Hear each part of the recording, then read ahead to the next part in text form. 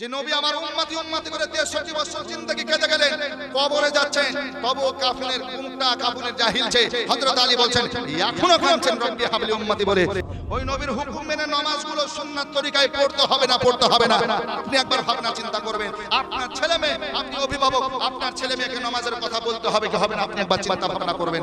আপনি ভাই, আমার মা বোন, চিন্তা করবেন যে আপনার বাড়িতে আগুন লেগে গেছে, আপনার আগুনে বাড়ি দাও দাও করে জ্বলছে, আপনার ছেলে মেয়ে ওই আগুনে ওই বাড়ির মধ্যে ঘরের মধ্যে আছে, আপনার কি বাঁচাবার ইচ্ছা হবে না?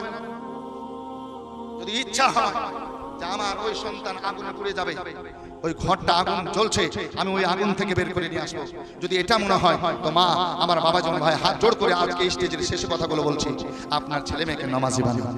কারণ আপনি যদি নামাজি না বানান, তাহলে আপনার ছেলে মেয়ের কবর ওই আগুনের চেয়ে অনেক বেশি বেশি আগুন জ্বলবে। তখন আপনি কানলেও আর ওই আগুন নিভাতে পারবেন না, কানলেও আমার আল্লাহ তখন মাফ করবে না।